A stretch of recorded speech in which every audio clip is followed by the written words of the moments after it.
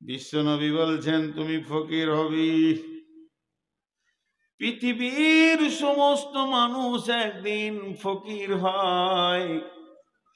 ভালো করে তফসির খুলে দেখলেন কেমন করে ফকির হয়। 50 কোটি টাকার মালিক আজকে আল্লাহ কালকে রাস্তার ভিখারি বানাতে পারবে কি পারবে না?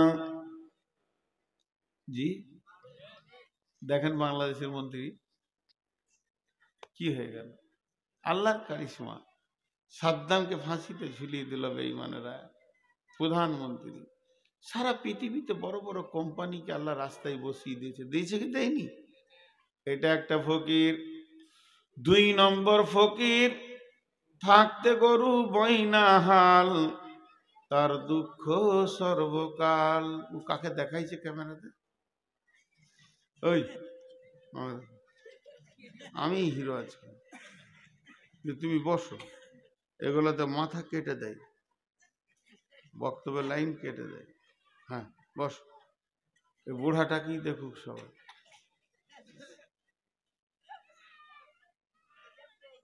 এই ফকিরটা কেমন?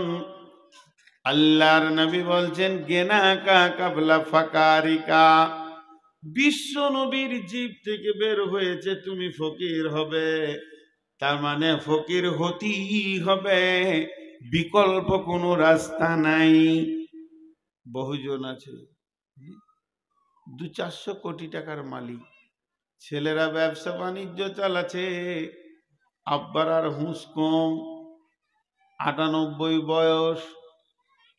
বৌমাকে জিজ্ঞাসা করছে পারবিন গে কি আব্বা নাস্তা করলাম, ওটাই মনে নেই। এবার 2খানা রুটি খেলিয়েছে নাস্তা। হ্যাঁ জি আব্বা রুটি খেলে যা, ও দেখছিস গে ভুলে মনে না। এবার বলেন ওকে দিয়ে ব্যবসা চলবে না কোম্পানি চলবে? ছেলেরা বুঝে নিয়েছে বাপের দ্বারা আর ব্যবসা কোম্পানি চলবে না। এককালে বাপ তিলে তিলে কোম্পানিটাকে জমিয়েছে, এখন আর ওর দ্বারা হবে না। ছেলেরা ব্যবসা বাণিজ্যে নেমে গেল, এখন এখানে জালসা শুরু হয়ে গেছে।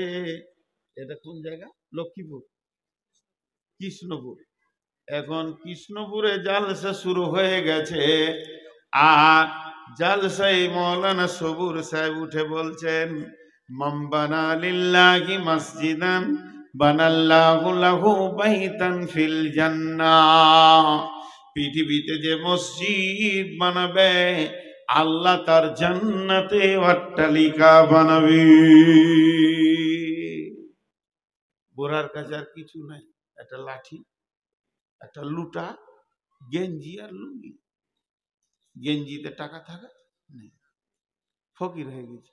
মনে মনে ভাবছে দুটা তো বেটা, ওদেরকে 300-400 কোটি টাকা দিলাম, আসুক বড় বেটার কাছে লিব কিছু। বড় বেটা ঘর ঢুকছে 11:30টায়, গোসল টোসল করে খাবে। জমিরুল নাকি রে? হ্যাঁ ভাই জমিরুল, কিছু বলছিল নাকি? 20,000 টাকা, 20,000 টাকা দেখে মনে হচ্ছে ফকির। আর দাপট নাই, টাকা কি করবে বাবা? এই মসজিদে 2 তলা হবে, টাকাটা দিতাম। নিজের কবরকে বানানোর জন্য, আখেরাত বানানোর জন্য চিন্তা করছে। ছেলে বলছে ছাড়ো তো ওদের কথা, ওগুলো মৌলবীর ওরকম বকা, ছাড়ো তো। ধন্যে চলে গেল। ভাবছে তাহলে ছোট বেটাকে বলবো। ছোটটা ঢুকছে, জি ছোটটা ঢুকছে আর মোটর সাইকেল নেই। কি বলছে সাববিন নাকি রে? তো ও বলছে কি হলো? ওর হুঙ্কারে ও তখন বিনা পানিতে শুকনা ঢোক গেলে দিল। বলছি বাড়ি এলি নাকি এটা জিজ্ঞেস করছি, চলে গেল। বিশ্ব নবী বলছেন তুই বস, তোর বাপকে বসা, গোষ্ঠী বসা, আর যতগুলো অঙ্কের মাস্টার আছে নিয়ে বস দে, তুই হিসাব করে তোর জীবনটা দেখ। এখন তুই ভিখিরি হয়ে গেছিস, ফকির হয়ে গেছিস, তোর জীবনে আর কোনো মূল্য নাই। তো বিশ্বনবী বলছেন গেনা কা কাবলা ফাকারিকা, মাল আছে মালের একটা হ্যান্ডেল আছে। যতদিন হ্যান্ডেল তোমার হাতে, মসজিদে দাও, মাদ্রাসায় দাও, নিজের অ্যাকাউন্টে জমা করে নাও। যেদিন হ্যান্ডেল হাতছাড়া হয়ে যাবে, হে আমার উম্মত, সেদিন হাজার মাথা ঠুকলেও তোমার ছেলে তোমার নামে দান করবে না। ওরা যে দান করছে না, এর জন্য দূষিত ওরা নয়। ন্যাংড়ার আঁটিতে ন্যাংড়া হবে, ফজলির আঁটিতে ফজলি হবে, আবার গুঠির আঁটিতে গুঠি হবে। তুমি গুঠির আঁটি বসিয়ে দিয়ে ন্যাংড়ার অপেক্ষা করতে যেও না, কিয়ামত পর্যন্ত হবে না।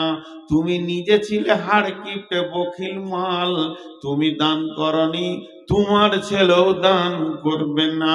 তুমি তোমার বাপের নামে 10 টাকাও কাউকে দেয়নি, তোমার ছেলে তোমার নামেও দেবে না।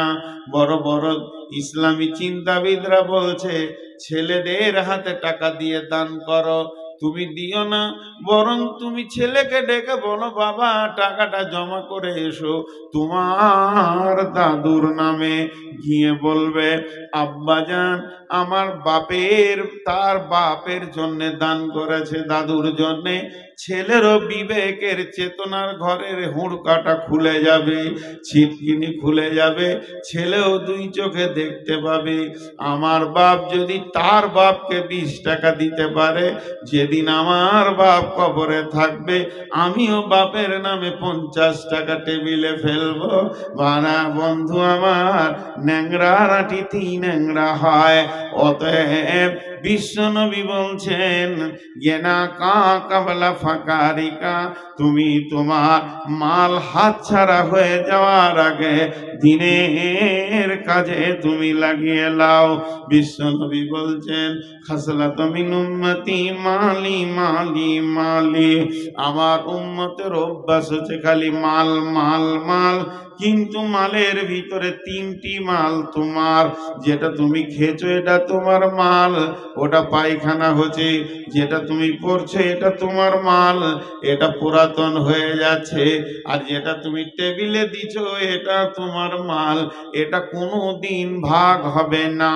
জমি ভাগ হবে, জায়গা ভাগ হবে, মেরাসের সমস্ত মাল ভাগ হয়ে যাবে, কিন্তু টেবিলের মাল কোনো দিন ভাগ হবে না। এটা তোমার সলিড, তোমার অ্যাকাউন্টে জমা হচ্ছে।